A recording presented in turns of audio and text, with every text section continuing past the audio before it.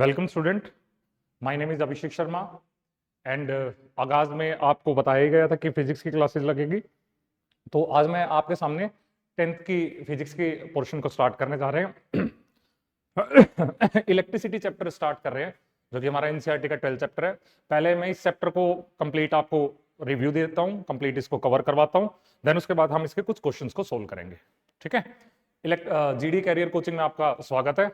तो स्टार्ट करते हैं, आइए। और मैं कोशिश करूंगा कि जितने भी आपके चैप्टर हैं वो अप्रोक्सीमेटली 20 से 25 मिनट में मैं आपके कवर करूं। ओके, सो स्टार्ट करते हैं हमारा इलेक्ट्रिसिटी चैप्टर। तो सबसे पहले डेफिनेशन आ जाती है इलेक्ट्रिसिटी की। व्हाट इज इलेक्ट्रिसिटी या what do mean by electricity. ये दो पार्ट से मिलकर बनी है हमारी, ये इलेक्ट्रिक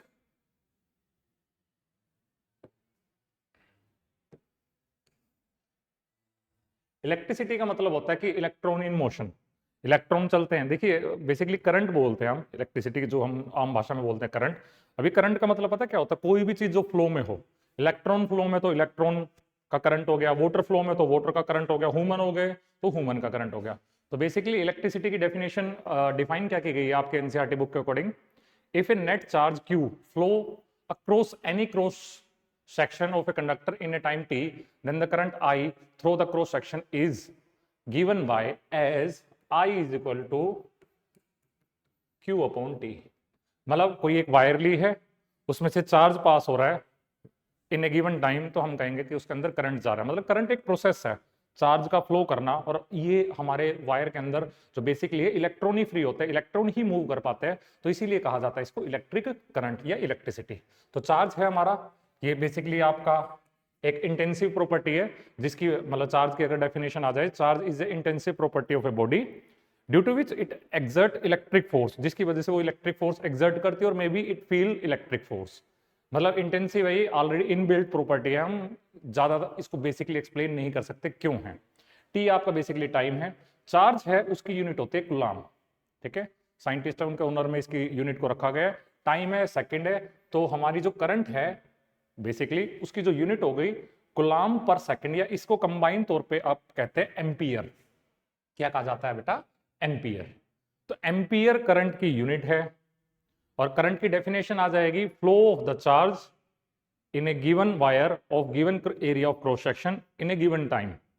सिंपल सी बात है, अगर इसको बहुत सिंपली वे में कहें तो charge flowing in a wire in a given time.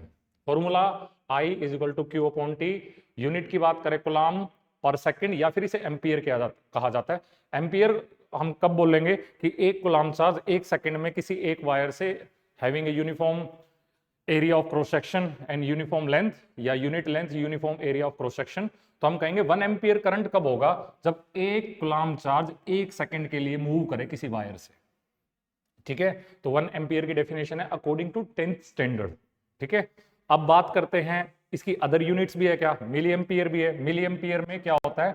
10 की पावर -3 एम्पियर होता है। फिर माइक्रो एम्पियर है, उसमें 10 की पावर -6 होता है। तो मैंने आपको यहाँ पे 3 चीजें हमारी मेन है जो हमें बोर्ड एग्जाम के लिए बेसिकली कवर करनी है। करंट की डेफिनेशन, करंट की डेफिनेशन मैंने आपको बता दिया, flow of the charge with respect to time. उसकी यूनिट एम्पियर हो गई, या मिली एम्पियर हो गई, या माइक्रो एम्पियर हो गई। और उसको डिवाइस, किस डिवाइस से उसको मेजर किया जाता है? तो जो हमारे करंट को मेजरिंग डिवाइस है उसे कहते हैं एमीटर। तो एमीटर हमारा डिवाइस है जिससे आप करंट को मेजर करते हैं। इसके लिए एक बात आपको हमेशा याद रखनी है कि ये हमेशा सीरीज में जोड़ा जाता है। सर ये सीरीज क्या है? आप इस चैप्टर में 2 चीजें पढ़ेंगे, सीरीज और पैरेलल। तो मैं बेसिकली आपको बता दूं, इसे हमें सीरीज में जोड़ना है। अब ये सीरीज क्या होता है ये मैं आपको नेक्स्ट टॉपिक में डिस्कस करूंगा, लेकिन आपको याद रखना है कि जो करंट जो एमीटर है हमारा उसे सीरीज में जोड़ा जाता है। ठीक है, करंट आई थिंक आपको क्लियर हो गया। 3 चीजें बेसिकली करनी है, डेफिनेशन, इसकी यूनिट और इसका फॉर्मूला। ठीक है, और एक मेजरिंग डिवाइस भी आप ले सकते हैं। नेक्स्ट जो हमारा इसी से कंटिन्यूस टॉपिक आता है वो होता है इलेक्ट्रिक पोटेंशियल, या फिर पोटेंशियल। पोटेंशियल अगर हम डेली लाइफ की बात करें तो क्या होता है कि एबिलिटी, हमारी एबिलिटी काम करने की। तो यहाँ पे भी हमारा इलेक्ट्रिक पोटेंशियल कैसे डिफाइन किया जाएगा? मान लीजिए बेटा हमारे पास एक वायर है, इसमें ना इलेक्ट्रॉन, फ्री इलेक्ट्रॉन ऑलरेडी हैं, बट वो मूव नहीं करते, वो रैंडम मोशन है, उनकी थर्मल आप एनर्जी बोल सकते हैं 0 होती है। तो इस इलेक्ट्रॉन को यहां से यहां लेके जाना है, तो आपका करंट फ्लो माना जाएगा। इसी को डिफाइन किया गया करंट क्या होता है इलेक्ट्रिक करंट की चार्ज का मूव करना, इलेक्ट्रॉन का मूव करना। तो इस चार्ज को मूव करवाने के लिए जो वर्क डन होता है उसी को इलेक्ट्रिक पोटेंशियल कहा जाता है। फॉर्मूले की अगर मैं बात करूं, V equal to W upon में क्यू। यहाँ पे V हमारा पोटेंशियल है, W हमारा वर्क डन है, Q चार्ज है। डेफिनेशन देखिए आपके एनसीईआरटी बुक की, इलेक्ट्रिक पोटेंशियल डिफरेंस और electric potential between 2 point in an electric circuit carrying some current as a work done to move a unit charge from one place to another place। एक unit charge को एक place से दूसरे place तक ले जाने में जितना वर्क डन होता है उसे कहा जाता है इलेक्ट्रिक पोटेंशियल भी कहा जा सकता है। या अगर आप थोड़ा बेसिकली से बोले कि इलेक्ट्रिक पोटेंशियल डिफरेंस, उसकी भी डेफिनेशन आप ये कुछ हद तक लिख सकते हैं, वो ठीक मानी जाएगी। ठीक है, फिर इसकी यूनिट की बात करें तो वोल्ट, वोल्ट इसकी यूनिट है। तो वोल्ट को कैसे डिफाइन किया गया बेटा, देखना यहाँ पे, ये वर्क डन है, वर्क डन की यूनिट होती है जूल, और आपको चार्ज की यूनिट मैं ऑलरेडी डिस्कस कर चुका हूं, कुलाम होती है। तो जूल पर कुलाम, 1 वोल्ट को कैसे डिफाइन किया जाएगा, जब मुझे एक कुलाम चार्ज को एक प्लेस से दूसरे प्लेस में मूव करवाने में 1 जूल का वर्क अगर मेरे को लगता है, then I will say how much potential I will created 1 volt का। 1 वोल्ट का पोटेंशियल जब क्रिएट होगा जब एक चार्ज को जो कि 1 कुलाम का है उसे एक प्लेस से दूसरे प्लेस तक ले जाने में आपको 1 जूल का वर्क लगा है। ठीक है, यूनिट वोल्ट है आपकी बेसिकली इसकी। और सेम इसके में वही आएगा कि इसका डिवाइस क्या है, किस डिवाइस से आप इसको मेजर कर सकते हैं, तो वोल्ट मीटर इसका डिवाइस है। और इसके लिए खास बात क्या है कि इसको पैरेलल में जोड़ना है, ये हमेशा पैरेलल में जोड़ा जाता है। अब ये पैरेलल मैंने एमीटर के बारे में बताया था, सीरीज में जोड़ा जाएगा, और वोल्ट मीटर आपका पैरेलल में जोड़ा जाएगा। पैरेलल क्या है, सीरीज क्या है, इसको थोड़ा सा नेक्स्ट हम जो टॉपिक पढ़ेंगे वहां क्लियर हो जाएंगे। तो वहां मैं आपको वोल्ट मीटर और पोटेंशियोमीटर, या फिर सॉरी वोल्ट मीटर और एम मीटर में आपको कनेक्ट भी करके दिखाऊंगा। ठीक है, लेकिन यहां पे हमें इस टॉपिक में क्या कवर करना है, उसकी डेफिनेशन, यूनिट, और साथ में क्या करना बेटा आपका मेजरिंग डिवाइस। तो पोटेंशियल डिफरेंस क्या है, work done in moving a charge from one place to another place. Unit क्या है, वोल्ट है, डिवाइस क्या है इसका, वोल्ट मीटर है। अब आ जाओ नेक्स्ट टॉपिक हमारा जो एनसीईआरटी बुक में दिया हुआ बेटा, सर्किट डायग्राम। सर्किट डायग्राम को समझने से पहले बेटा आपको कुछ सिंबल्स समझने पड़ेंगे जो कि हम बेसिकली फिजिक्स में यूज करते हैं। क्योंकि देखो, अगर मुझे बल्ब बनाने के लिए कहा जाए तो मैं बल्ब को ड्रॉ करूंगा तो टफ होगा, बैटरी, तो ड्रॉइंग को सिंपल करने के लिए हमने कुछ सिंबल है। जैसे आपके सामने पहला इलेक्ट्रिक सेल का, तो आप अपना सेल देखेंगे उस पर एक एंड तो पॉजिटिव होता है, एक एंड नेगेटिव होता है। ठीक है, तो इसमें जो हमारा बड़े वाला जो ये है बार है, ये पॉजिटिव एंड को रिप्रेजेंट करता है, छोटे वाला आपका, छोटे वाला बार है वो नेगेटिव को रिप्रेजेंट करता है। ये है एक सेल, सेल के कॉम्बिनेशन को बैटरी बोलते हैं, कॉम्बिनेशन ऑफ सेल। तो देखिए, ये पॉजिटिव, ये नेगेटिव, ये पॉजिटिव, ये नेगेटिव, ये पॉजिटिव, ये नेगेटिव, मतलब एक एंड पे पॉजिटिव आ रहा है तो दूसरे एंड पे नेगेटिव आ रहा है। इनको हमेशा सीरीज में ही जोड़ा जाता है, मतलब पैरेलल में भी जोड़ सकते हैं, बट बेसिकली हम आउटपुट के लिए सीरीज में जोड़ देते हैं। दोनों कॉम्बिनेशन है, पैरेलल और सीरीज, यहां कर सकते हैं। ठीक है, आपकी बुक में सिर्फ सीरीज रिप्रेजेंट किया हुआ है। फिर प्लग, या जिसे हम बटन कहते हैं, स्विच कहते हैं, वो क्या है, ये है, इस सिंबल से रिप्रेजेंट किया जाता है। ये ओपन है, ओपन या प्लग की है। ओपन का मतलब सर्किट में कोई भी करंट नहीं जाएगा, ओपन से कोई भी करंट नहीं जाता। हाँ, हमारी रियल लाइफ में बात करें कि स्विच ऑन है, ऑन का मतलब वहां पे इसका मतलब है करंट जा रहा है। बट यहाँ पे क्या होता है कि सर्किट होता है बेटा, सर्किट ब्रेक डाउन होता है। अगर आप सर्किट को, जैसे ये है बेटा, ये है, ये सर्किट टूटा हुआ है, इसे ओपन सर्किट कहेंगे। अगर मैं इसे जोड़ूंगा तभी तो करंट जाएगा, तो ये ओपन सर्किट का एग्जांपल है। क्लोज में, क्लोज का मतलब है कि उसमें से सर्किट में से करंट पास हो रहा है। हमारे यहाँ जैसे रियल लाइफ में तो ये कहते हैं क्लोज में करंट नहीं जाता, बट ये क्या है, सर्किट पुराने वाले चलते हैं ना, तो पुराने वालों में गैप है, इस गैप को भर दो, क्लोज कर दिया तो करंट पास हो जाएगा। वायर जॉइन का सिंबल दिया हुआ है, बेसिकली एक वायर के ऊपर दूसरी वायर और डॉट लगाया हुआ है। क्रॉस वायर का मतलब है एक वायर दूसरी वायर के ऊपर जा रही है, उसको क्रॉस मतलब टच नहीं कर रही है। फिर नेक्स्ट है इलेक्ट्रिक बल्ब, बेसिकली हम इसे इस फॉर्म में रिप्रेजेंट कर देता है इलेक्ट्रिक बल्ब में। रेसिस्टर है, रेसिस्टर बेसिकली क्या होता है कि जो करंट को कंज्यूम करता है। भाई वायर में से करंट जा रहा है, सर क्या बल्ब को रेसिस्टर के तौर पे कर सकते हैं? ऑब्वियसली कर सकते हैं। तो रेसिस्टर का सिंबल इस तरह से रिप्रेजेंट किया बेटा। वेरिएबल रेसिस्टर क्या है, अब ये दो रेसिस्टर है, जो ये रेसिस्टर लिखा हुआ ना, इसे आप फिक्स रेसिस्टर भी बोल सकते हो, क्योंकि इसकी वैल्यू को हम चेंज नहीं कर सकते। ये 3 ओम, 4 ओम, 5 ओम जो भी है ये फिक्स रहेगा। वेरिएबल में वैल्यू चेंज कर सकते हैं। वेरिएबल का दूसरा नाम रियोस्टेट है, और इसे हम बेसिकली आपका रेसिस्टेंस बॉक्स है उसकी फॉर्म में या रियोस्टेट की फॉर्म में यूज करते हैं। तो ये जो सिंबल दिखा रखा है वेरिएशन का है, मतलब इसके रेसिस्टेंस को हम वेरी कर सकते हैं। एम मीटर के सिंबल में बेसिकली ए यूज किया जाता है, और वोल्ट मीटर के सिंबल में वी यूज किया जाता है।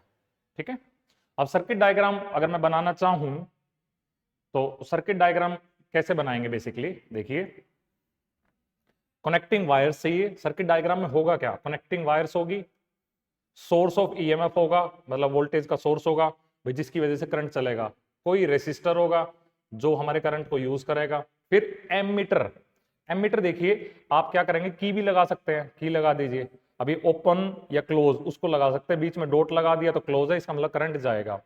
एमीटर को मैंने यहां लगा दिया, अब देखिए साथ साथ जुड़ा है, साथ साथ, तो इसे बोलते हैं, ये सीरीज में है। वोल्ट मीटर, वोल्ट मीटर देखिए मैंने इसके बिल्कुल सामने लगाया, जो बिल्कुल सामने लगे ना चीज, फ्रंट में लगे, उसे कहा जाता है, क्योंकि दो पॉइंट के बीच का डिफरेंस होता है पोटेंशियल, तो उन दो पॉइंट के बीच का मेजर करना है, तो वोल्ट मीटर सामने लगता है तो इसे कहेंगे पैरेलल में है, और जबकि एम मीटर साथ साथ चलता है तो इसे कहा जाता है क्या है, ये सीरीज में है। ठीक है, तो ये बेसिकली हमारा सर्किट डायग्राम है। सर्किट डायग्राम में क्या क्या होती है, कनेक्टिंग वायर होती है, वोल्ट मीटर होता है, एम मीटर होता है, की होती है, बैटरी होती है, ये सेल होता है, ये आपका रेसिस्टर होता है, कोई भी सोर्स जो करंट को यूज कर सके, कंज्यूम कर सके। ठीक है बच्चे, मैं थोड़ा सा फास्ट चल रहा हूं क्योंकि मेरा पर्पज है कि शॉर्ट में आपको ये पूरा चैप्टर एक्सप्लेन करूं, ताकि भाई आजकल बच्चे एडवांस फास्ट है कि शॉर्ट में सारा सारा कवर करना है, लास्ट टाइम है सर पूरे साल का एक साथ कैसे पढ़े, तो मैं कोशिश करूंगा कि आपका ये लगभग चैप्टर इस वीडियो में पूरा कंप्लीट हो जाए। हाँ टॉपिक कोई मिस नहीं होगा, बस थोड़ी सी स्पीड होगी, ठीक है, टॉपिक मिस नहीं किया जाएगा। नेक्स्ट है ओम्स लॉ।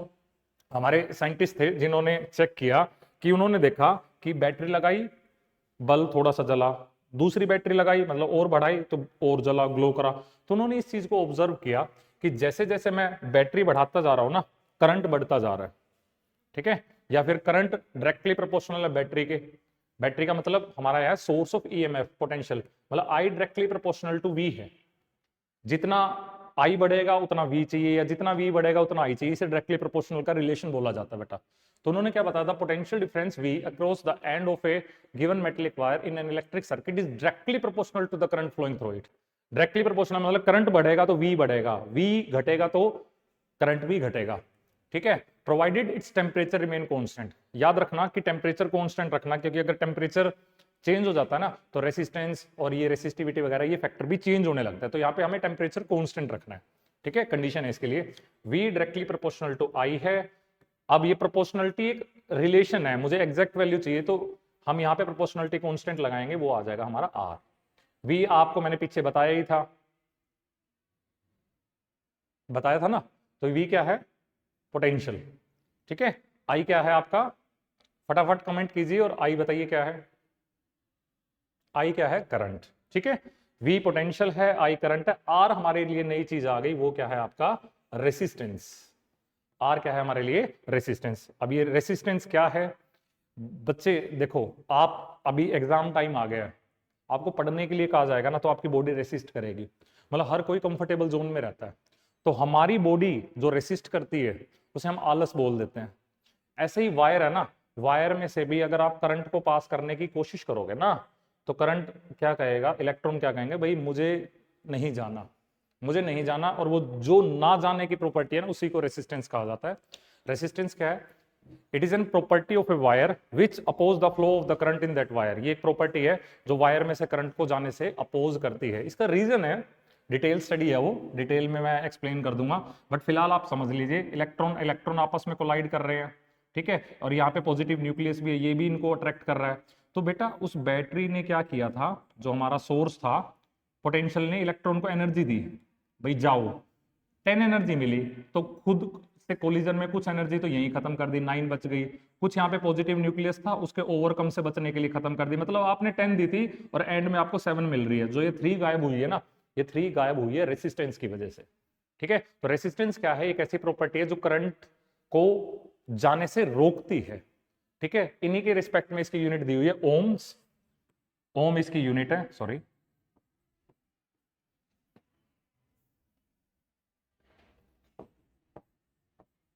ठीक है, इसका सिंबल भी है इस तरह का, आप इसका सिंबल बना सकते हैं। ठीक है बेटा, ओम क्या है, एक यूनिट है रेसिस्टेंस की, रेसिस्टेंस क्या है, जो करंट को जाने से रोकता है। ठीक है, I think Ohm's law clear. इसके अगर ग्राफ की मैं बात करूं, याद रखना हमेशा अगर एक्स एक्सिस के लोग आई लिया, वाई एक्सिस के लोग वी लिया, तो हमेशा इसकी जो क्या आएगी, एक स्ट्रेट लाइन आएगी, हमेशा स्ट्रेट लाइन आएगी अगर ओम्स लॉ प्रूफ होता है। और जो डिवाइस ओम्स लॉ को फॉलो करता है वो ओमिक डिवाइस कहलाते हैं, जो फॉलो नहीं करते वो नॉन ओमिक डिवाइस कहते हैं। Conductor, insulator basically ohms law को फॉलो करते हैं, ओमिक डिवाइस है। सेमी कंडक्टर फॉलो नहीं करते, वो नॉन ओमिक में आते हैं। क्लियर? नेक्स्ट टॉपिक बेटा आपका दिया हुआ, factor on which the resistance of a conductor depend. अब जो ये रेसिस्टेंस है किस किस चीज पे डिपेंड करता है बेटा, देखिए आप देखेंगे कि रेसिस्टेंस डायरेक्टली प्रोपोर्शनल है लेंथ ऑफ वायर के। अगर मैं वायर 1 मीटर के लिए उसका रेसिस्टेंस है, वायर 2 मीटर के लिए लूंगा तो रेसिस्टेंस बढ़ जाएगा, डायरेक्टली प्रोपोर्शनल। लेंथ बढ़ेगी तो रेसिस्टेंस भी बढ़ेगा, डायरेक्टली प्रोपोर्शनल है। प्रूफ है इन चीजों के, बट अभी जैसे कि मैंने बताया आपको कि मैं शॉर्ट में लेके चल रहा हूं, एक्सप्लेनेशन डिटेल के लिए तो इसके लंबे लेक्चर बन सकते हैं, क्योंकि 12th का भी टॉपिक है सेम। तो आप फिलहाल याद रखिए कि लेंथ के डायरेक्टली प्रोपोर्शनल है। If we increase the length, resistance will also increase. और इनवर्सली प्रोपोर्शनल है बेटा एरिया ऑफ क्रॉस सेक्शन के। एरिया ऑफ क्रॉस सेक्शन क्या होता है, आप देखिए इस चीज को समझिए बेटा। ये एक वायर है, ये इसकी लेंथ है, और जो इसकी यहां से मोटाई है ना, ये चीज इसे कहा जाएगा area of cross section. Circle जैसा ही है, और सर्कल का एरिया क्या होता है, पाई आर स्क्वायर। तो आप न्यूमेरिकल करेंगे ना, तो जहां पे भी आपको एरिया ऑफ क्रॉस सेक्शन निकालना होगा, वहां पे आपको याद रखना एनसीईआरटी के क्वेश्चन में डायमीटर दिया हुआ है। डायमीटर दिया हो तो आप रेडियस निकाल सकते हैं हाफ करके। फिर एरिया ऑफ क्रॉस सेक्शन कैसे निकालेंगे, पाई आर स्क्वायर से। पाई की वैल्यू 22/7। तो हमने देखा रेसिस्टेंस दो चीजों पे बेसिकली डिपेंड कर रहा है, इफ टेम्परेचर इज कांस्टेंट। याद रखना ये बात, लेंथ और area of cross section. Combine करता हूं बेटा मैं इसे, R directly proportional to L upon A हो जाएगा। ठीक है, आर इज इक्वल टू, वही प्रोपोर्शनलिटी क्या है, एक रिलेशन है बेटा, मुझे एग्जैक्ट वैल्यू चाहिए। R is equal to rho L upon A हो जाएगा। अब ये रो नई चीज क्या आई है बेटा, ये रो आया है रेसिस्टिविटी। अब रेसिस्टिविटी का दूसरा नाम क्या है सर, स्पेसिफिक रेसिस्टेंस। अब ये जो पीछे टेबल बनी हुई है ना बेटा आपके, ये रेसिस्टिविटी की टेबल है बेटा। जैसे आप देखिए सिल्वर है 1.6 इंटू 10 की पावर 5 है आई थिंक, और पेपर है उसकी 10 की पावर 12 है। तो इंसुलेटर की रेसिस्टिविटी देखिए बहुत ज्यादा है, अलॉय की थोड़ी सी कम है, और जितने भी हमारे मेटल हैं जो कि कंडक्टर हैं, उनकी रेसिस्टिविटी कम है। रेसिस्टिविटी मतलब ये डिसाइड करेगी करंट जाएगा या नहीं जाएगा। रेसिस्टिविटी कम है तो करंट इजीली जाएगा, जो कि हमारे कंडक्टर है। कंडक्टर की भी डेफिनेशन यहां से डिफाइन कर सकते हो, जिसमें करंट इजीली फ्लो करे, ये जिनका रेसिस्टेंस कम हो, रेसिस्टिविटी कम हो। इंसुलेटर की बात करूं तो वो जिनका रेसिस्टेंस या रेसिस्टिविटी बहुत ज्यादा हाई हो, करंट को जाने नहीं देते। प्लास्टिक आपने बेसिकली देखा है, रबड़ आपकी है, डायमंड है, पेपर है, ये सारे इंसुलेटर में आते हैं। कंडक्टर में आपके जितने भी मोस्टली मेटल है वो सारे, सिल्वर, कॉपर की वायर हम घरों में यूज करते हैं ना। सिल्वर बेस्ट कंडक्टर है सर, उसे यूज कर सकते हैं, कर सकते हो भाई, पैसे हैं आपके पास बहुत सारे, तो सिल्वर की तारे बनवाओ, है ना। तो भैया रेसिस्टेंस डिपेंड कर गया लेंथ पे और एरिया ऑफ क्रॉस सेक्शन पे। तो एक नया फॉर्मूला मिल गया हमें, R is equal to rho L upon A. इससे रिलेटेड न्यूमेरिकल्स बनते हैं हमारे, ओम्स लॉ से भी बनते हैं। ओम्स लॉ था हमारा that is V is equal to I R, इससे न्यूमेरिकल होंगे, वो हमें करने हैं। रेसिस्टेंस है जो ये आपका दिया हुआ है फॉर्मूला, इससे करेंगे। तो रेसिस्टिविटी क्या है, स्पेसिफिक रेसिस्टेंस का एक वायर लो जिसकी लेंथ 1 मीटर है, area of cross section 1 metre square है, तो उसके रेसिस्टेंस को रेसिस्टिविटी कहा जाता है। मतलब एक रेसिस्टेंस की पार्टिकुलर फॉर्म है, यूनिट लेंथ के लिए, unit area of cross section के लिए। यूनिट भी इजीली आप बना सकते हो, आप इसकी कैसे बनाएं देखना बेटा। रेसिस्टेंस की तो ओम है ही, तो R multiply A upon L is equal to rho. R की ओम बताई थी मैंने, इसकी होती है मीटर स्क्वायर और इसकी होती है मीटर, तो मीटर से मीटर कैंसल, तो रो की आ गई आपकी ओम मीटर। इसकी यूनिट की बात करें तो ओम मीटर। रेसिस्टिविटी चेंज नहीं होती जब टेम्परेचर कांस्टेंट है, और 10th क्लास में तो पर्टिकुलरली सेम है। तो आर तो चेंज होता है, याद रखना, लेंथ बढ़ाओगे, एरिया ऑफ क्रॉस सेक्शन बढ़ाओगे तो आर तो चेंज होगा, बट रो आपकी चेंज नहीं होगी, याद रखना। ठीक है सर, आगे चले भाई, थोड़ा फास्ट है बट आप इसको थोड़ा सा स्लो करके देखेंगे और रोक रोक के देखेंगे, आपको पूरा चैप्टर पूरा अच्छे से क्लियर होगा, ये कोई भी टॉपिक आपका रहेगा नहीं। अब रेसिस्टर है, रेसिस्टर के कॉम्बिनेशन करते हैं हम बेसिकली सीरीज में और पैरेलल में। मैं आपको सीरीज में कॉम्बिनेशन करके दिखाता हूं। ये एक रेसिस्टर है जिसका रेसिस्टेंस R1 है, एक दूसरा रेसिस्टर है जिसका रेसिस्टेंस R2 है, एक तीसरा है जिसका R3 है। भैया ये सीरीज कॉम्बिनेशन है, साथ साथ जोड़ने में। मैं इसको ऐसे समझाऊंगा, जैसे मैं हूं यहां खड़ा हूं, दूसरा कोई पर्सन है उसने मेरा हाथ पकड़ा हुआ है, एक ने एक का सिर्फ सिंगल हैंड पकड़ा हुआ है, तो उसे कहते हैं कि सीरीज कॉम्बिनेशन। सीरीज में कुछ बातें याद रखनी है आपको, क्या सीरीज में करंट सेम होता है, मतलब आई की वैल्यू सेम होती है। जबकि V हर में डिफरेंट डिफरेंट होता है। ठीक है, इतना याद रखिए। अब सर सीरीज में अगर मैं जोड़ूंगा तो रेसिस्टेंस पे क्या इफेक्ट पड़ेगा? जब भी सीरीज में जोड़ोगे बस क्या करना, जितने भी रेसिस्टर दिए हुए हैं उनको सिंपल ऐड कर देना, R1 plus R2 plus R3। जैसे ये 2 ओम है, ये 3 ओम है, ये 4 ओम है, तो टोटल रेसिस्टेंस आ जाएगा 2 plus 3 plus 4 that is 7 plus 2 9 ओम हो जाएगा बेटा। सीरीज में सिंपल एडअप हो जाता है, मतलब जहां पे मेरे को 1 1 1 का दिया हुआ और मेरे को रेसिस्टेंस ज्यादा चाहिए, ऐड कर दो उनको सीरीज में। ठीक है, अब आ जाओ पैरेलल में बेटा। आई थिंक सीरीज वाला क्लियर।